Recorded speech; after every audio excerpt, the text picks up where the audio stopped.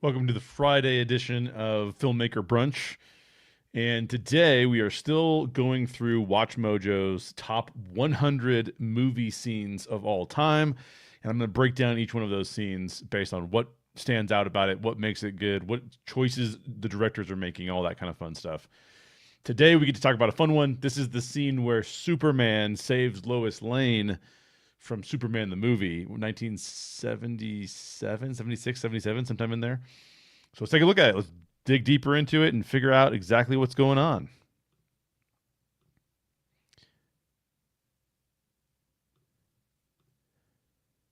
All right, this scene is this one here. You know what? I didn't share my... Let me try this again because I didn't share the audio.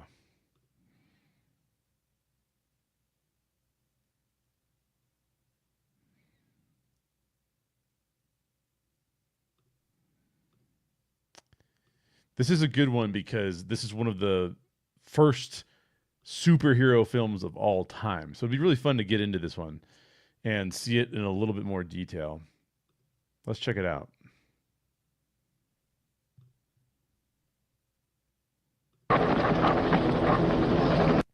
Again, we start out with a really interesting shot because we start out with a shot that is a close-up clearly of the landing pad, right? Now, I don't know what came before this. There could have been a wider shot of the helicopter, but we go from a very close-up shot to then seeing Lois run to the helicopter.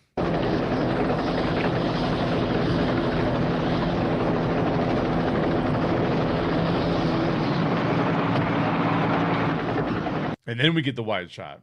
So it's interesting to watch director and editor choices, right? Obviously, the director filmed this from the close on the lights. You can see the lights now. These lights right here. This was a close on one of those. To then the sort of the shot of her getting in the plane. And then, I don't know if you'd call that a medium shot. It feels more like, it feels bigger than a medium shot, but whatever you want to call that. And then finally the wide shot establishing we are in Metropolis and the Daily Planet helicopter is sitting on top of it. Really cool shot, by the way. It has a Daily Planet over here, just to let us know that there's a news desk guy even here. It's just even a Coca-Cola machine. How cool is that? And then of course you've got the helicopter with the Daily Planet on it.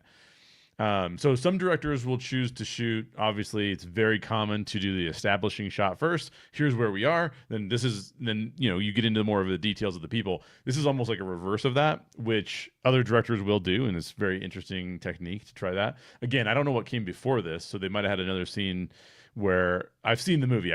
This scene is only this long because of the YouTube clip that I've picked to watch. So, but already very interesting shot choices.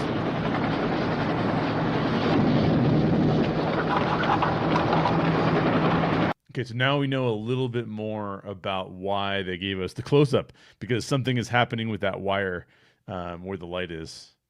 A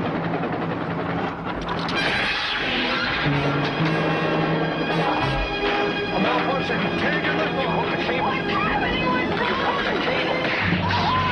Set it down. Set it down. Stabilize remote control. I can't hold it. I can't.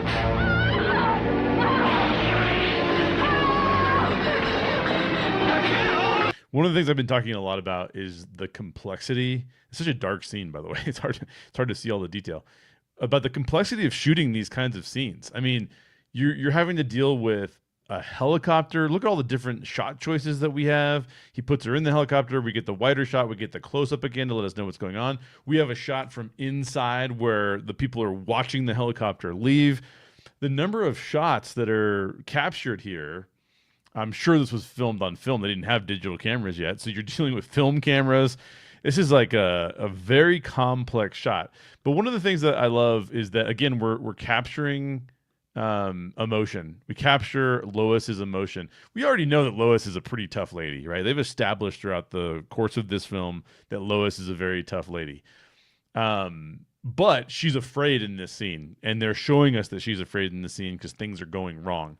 Which, again, I think with film, you could just shoot this with never showing Lois's emotion, and I think that you would have a less interesting and engaging film, because human emotion is what draws our empathy into what's going on, or our sympathy, depending on if it's we're feeling Lois's emotions or just kind of enthralled by what she's experiencing. What's happening? Set it down. Stabilizer, water control. I can't hold it. I can't. And I talked about complexity. Here's another shot shooting down. It looks like they're shooting down from. It looks like a pretty stable shot, so it's probably like the roof of another building or something. And getting this angle of the helicopter flying, that'll get a stunt pilot to fly this around.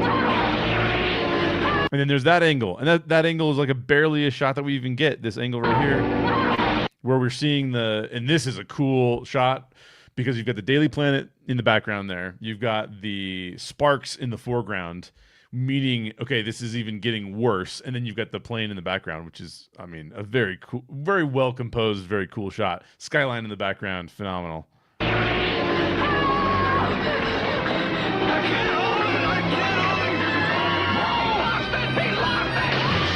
And then you up the stakes by having the helicopter actually run into the Daily Planet booth, which is obviously a genius move as well. Again, way more expensive because now you've actually got to destroy. It's kind of obvious they're going to destroy the helicopter, but they're going to destroy the little shack on top of the building too. Now that's a cool shot. This is such a cool shot, and look at like how much screen time it has. Like I don't know, maybe a full second of screen time. But look at there's this shot. And then goes back to her, and then there's this shot of the people diving over, and you got the whole thing going through. I mean, that's just super cool.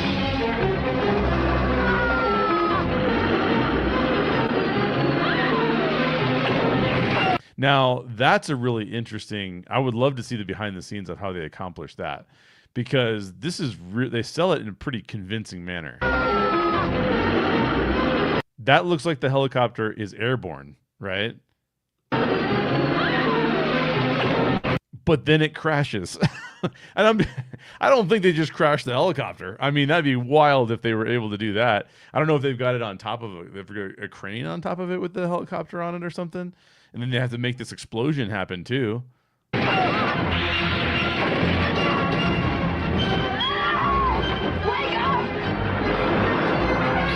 And then Lois said, "Wake up," because the pilot seems to be unconscious. Which then makes matters worse. So this is, again, we talked about this yesterday with the gladiator scene, and this is number 99 on the top 100 scenes, according to WatchMojo. And gladiator scene was 100. But one of the things that great scenes do well is they keep ramping up the stakes. So it starts out, and Lois gets in the helicopter, and it starts to get out of control. Okay, an out of control helicopter. If you could have Superman come in and save Lois while the helicopter's out of control. But then you have the helicopter crash into the little Daily Planet booth on the roof. That makes the stakes way worse. Other people are in danger now. Then you have the pilot become unconscious. The helicopter starts hanging off the edge. All of these things are ramping up they're building dopamine in us because we're going, oh my gosh, how is this going to end? And it's ramping up the stakes of what could happen to Lois here.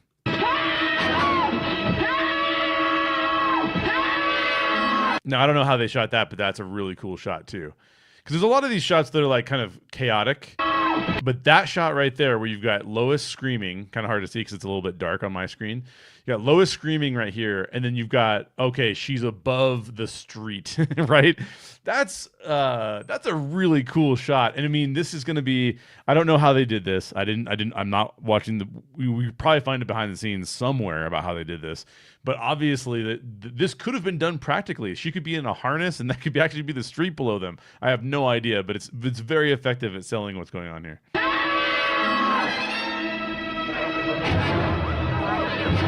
Now we get to switch perspective and we get to see what people down below are experiencing by looking up. And then we actually get their POV of looking up.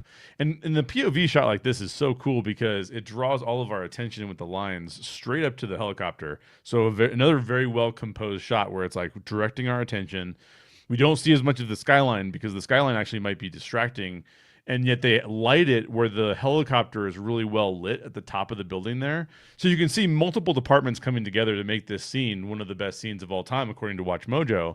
And I'm not going to disagree with that because of how this was actually shot. It was pretty amazing.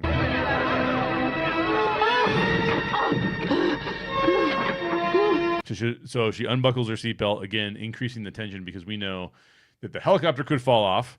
But now that she's unbuckled, she could fall out even if the helicopter doesn't fall. And again, that's an amazing shot. I don't know how they did that. They could have just had a helicopter, suspended on a crane and just taken a picture or something and put it behind her. I don't know. Another perspective shot. That one's kind of a cool shot because, there's a cool shot because we get to see that she's moving around in the helicopter. This is a cool shot because we get to see the gravity of the situation. These people are way lower, and we're almost like we're a short person looking up through some tall people to see what's going on there, which is crazy. All right, come on, step back, folks. All right, let's get back to... Notice how many shots this scene is. It's an insane number of shots. This is why production of film gets so expensive. They're doing all of these different shots, and they're including all of them in the film. So the editing is phenomenal too. But even to show this whole crowd of people, and they're all looking up at what's going on up top of the building with the helicopter, just so many shots to compose all of this. And if you think about how many days it takes to shoot all of this stuff, to arrange, to close down the street. I don't know if this is shot on a studio lot or what. This portion of the shot, obviously the helicopter isn't. Could have been a miniature, I guess, but I don't think so. So pretty crazy how many shots they have and how long this was going to take to produce.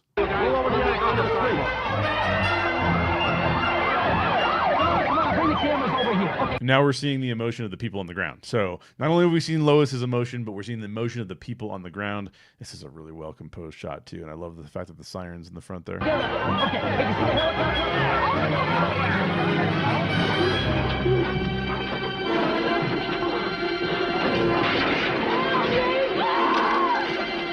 And she's falling, so she has to try and grab something. Well done. Now a little bit more of a clear shot from above, which gives us a little bit more perspective into now she realizes I'm in really big trouble. That's kind of cool too. Again, more expense because now they have a shot on a camera on top of a moving vehicle as part of this shot. Oh, it's so crazy.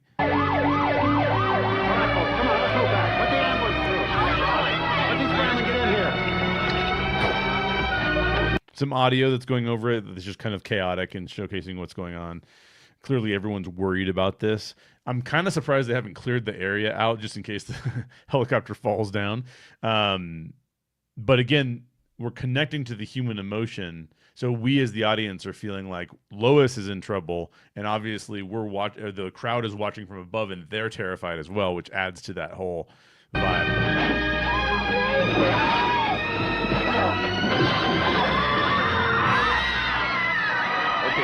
That's a crazy stunt, by the way. I'm sure that person has a harness on or whatever, but her falling out of the helicopter is pretty crazy. And then you see, again, I've talked about this. I keep saying this a lot with everything, but the reaction shots are almost as important as the action shot because the reaction shots are the thing that's supposed to signal to us as the audience how we're supposed to feel.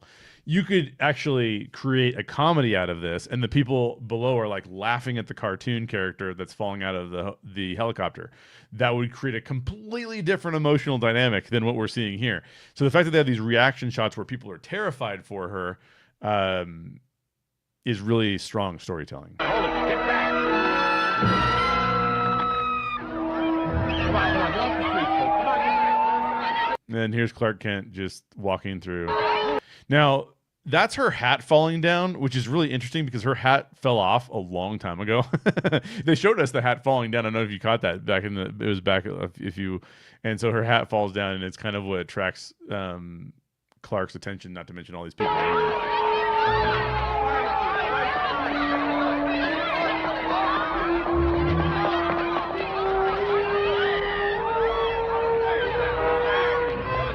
Now, I don't remember this film to know whether or not Clark is realizing in that moment that that's Lois's hat. I don't know if they foreshadowed that or not. That would be cool if they did foreshadow it. You'd have to remind me if that happened or not. I haven't seen this movie in a really long time. I've seen it multiple times, but I haven't seen it in a really long time. And then he's realizing oh, I can be of help to this person who's in trouble. Now, not enough can be said for the John Williams score for Superman. And that's part of what makes this scene so amazing. So he's got to find a phone booth, and he's got to turn into Superman.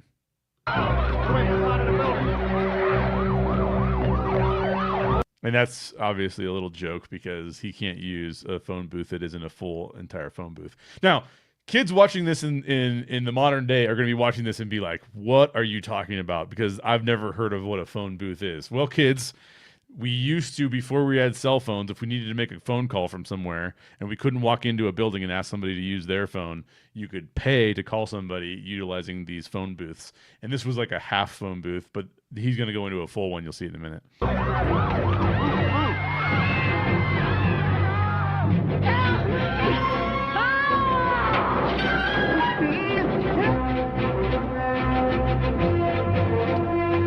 This is a very classic scene. So they show him running. The camera moves. The camera follows him a little bit too, which is awesome. So he comes running onto the scene. The camera follows him into the street so that we can get this really cool reveal of the fact that he's gonna turn into Superman. And look at the timing on that. The editing timing on that's perfect, right? Like as soon as he pulls open his shirt, we get the swell of the music, which is like perfect timing. Gets us super hyped for what he's about to do. And he doesn't use a phone booth. Sorry, I forgot that this was how he did it. So he spins around in the thing and changes his clothes while he's spinning around in the thing. Hey, Jim! Woo! Excuse me. That's a bad outfit! Woo! Hey, Breslau, move these people out! I think movies in the late 70s, like the idea for blockbuster movies after Jaws came out, mid 70s too, I guess, but just after the advent of Jaws, I think that there's this thing that happens that's really interesting for modern filmmakers, because I don't think we see it quite as often, is this like blending of every single genre. So there's this death-defying thing happening that's very serious, and we see the people's emotions, and that's very serious. But we've already seen like 2 or 3 jokes in this scene as well. And there's this idea that a blockbuster is going to have something for everyone. You don't see that as much anymore. Like, yes, are there funny moments in Christopher Nolan's Batman series? Yeah, there are funny moments, but not like I'm going to stop and have a joke. Like, I'm going to stop and have him pause and be like, well, I can't change in this phone booth because it's not a full phone booth. And then I'm going to come out of the building and there's going to be a guy who's like, hey, that's a cool suit, dude. Like, all of those things were very much a part of like what a blockbuster movie was supposed to be. And I don't think we get those quite as much anymore. You know, there's examples where we do, but it's almost more like if we're going to have a funny movie, it's just going to be funny all the way through. I think their action comedy is still a thing. But it's so fascinating to rewatch a movie from back in the day, and there's just they're trying to get you with every single emotion. I think the most we see that today is sort of like in the MCU. The MCU is pretty good at doing that kind of thing. It's almost like we are setting out to make blockbuster films, and you're going to have a range of emotions, and all the emotions will be in the scene. But it does take a special kind of filmmaker to be able to pull that off, both from a writing perspective, a directing perspective, and then editing it together perspective, because all of those things have to be in harmony for the scene to actually work. And this one made the top 100 of WatchMojo, so there's a reason for that.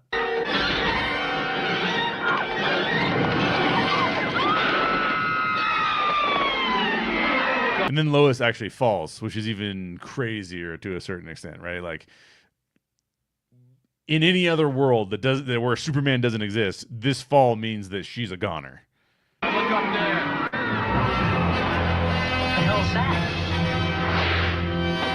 Easy, miss. I've got you. You've got me. Who's got you? And a fantastic line, "You've got me, who's got you," because there's no such thing as a flying man. And this is really well sold by both actors too, because think about this for a second. It doesn't look, in our generation of special effects, it doesn't look great, him flying. And so one of the things that is the only way that this movie would become beloved is that it's characters who are beloved, but it's also the actors in the scenes really selling the fact that this is happening and that it's not fanciful and that it doesn't look stupid. Because there's another version of this where the actors don't buy into it and it just becomes a complete farcical thing, right? But if you've ever seen any of Christopher Reeve's behind the scenes interviews and things about him becoming Superman, the guy was like, I'm going to be Superman. Like, he was just dedicated to it. This is what is we Juilliard, I think, or one of the big acting schools. He's one of the he was studying to be a professional, serious, dramatic actor, and yet he got cast as Superman and was like, I'm going to bring that to the table. Like, I'm not going to. This isn't farcical. I'm going to be. I'm going to embody Superman. And then Lois, look at the way Lois is looking at him, like with a sense of like, who are you? What is going on here? The movie doesn't work if the people in the movie don't believe what's going on, and they do a really good job of selling this, so applause to them. You've got me. Who's got you? I can't believe it. I just cannot believe it. He got her.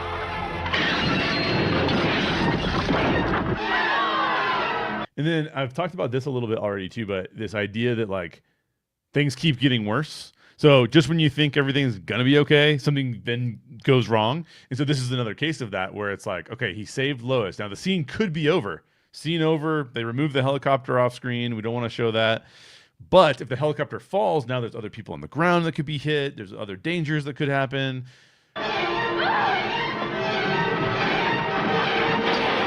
Now that shot was phenomenal. I mean, not to mention this shot, which is crazy that they were able to pull this off. But look at this shot. Oh my gosh, look at that shot right there. That's insane. I would love to know how they got that shot. I'm sure if any of you know like a behind the scenes on how they did this, and if there's one on YouTube or something that I could watch, shoot me a link in the comments down below, because I'd love to see how they did this. And look at that shot. That shot's amazing. The thing's coming down at us, and if you're in the theater, this thing's giant, right? This thing's a giant screen of this helicopter just plummeting towards you. And then there's this shot where he grabs it. Now this is obviously probably done on a crane or something. This looks like a green screen almost too. But what great special effects! What a great imagination for the 1970s.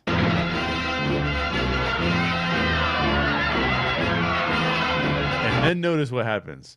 Now we're all cheering. Everybody's cheering. And so we are watching that going like, oh, I'm supposed to cheer now as well.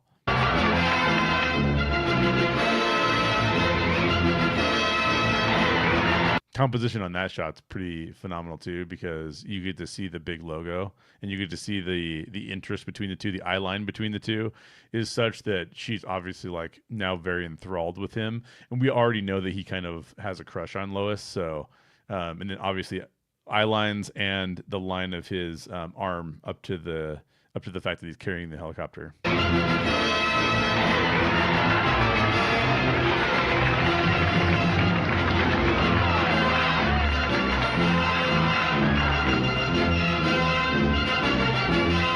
Now, see, I don't even know how they did that either. He's carrying it back over. Maybe the whole thing's on a crane, and they have him hooked up to a device so that he's able to have a. I don't know how they did that, but it's really well done.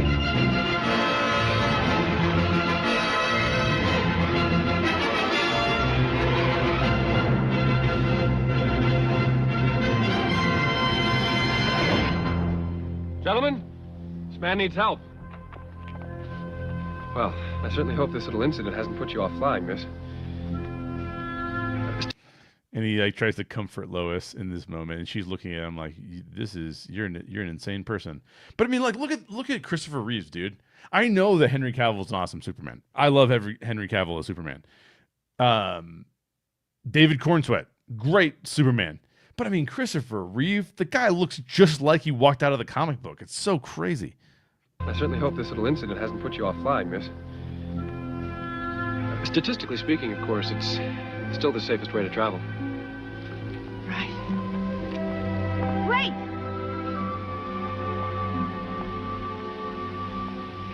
Who are you? A friend.